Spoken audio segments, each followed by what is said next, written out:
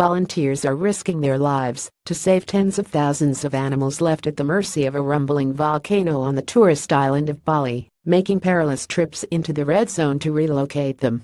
Mount Agung, about 75 kilometers from the resort hub of Kuta, has been shaking since August, causing 144,000 people to evacuate their homes over the past week as experts warn an eruption could be imminent.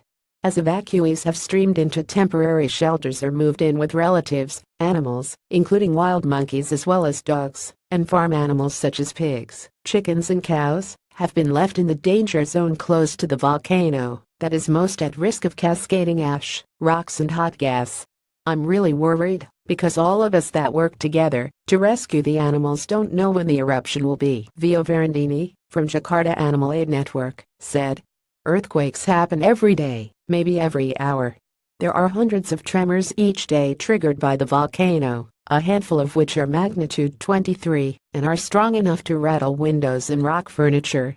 Verandini's organization and several others have formed a 12-person emergency response unit that has been making dangerous trips into the red zone, which extends between 9 and 12 kilometers from the mountain summit.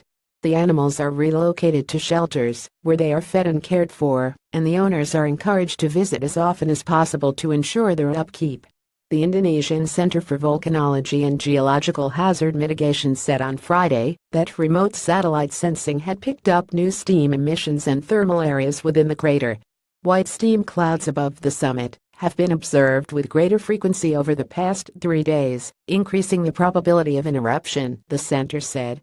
The slopes of Mount Agung are a hub for cattle farming in the region, providing an important source of income for local communities.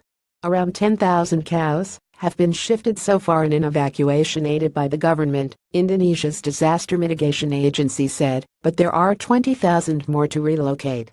The coordinator of a government livestock rescue team, Nurtakusuma, who goes by one name, said some farmers were sleeping at evacuation centers, but returning to tend to their cattle during the day.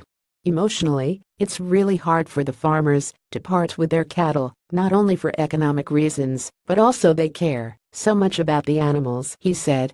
Some insisted they stay in their village with their livestock, even though their safety is danger. Some forced to flee have carried their animals with them, fearful they will die or be stolen. At a sports center packed with evacuees in Klungking district, Kedit Paju cradled one of the 2 roosters he saved before leaving home.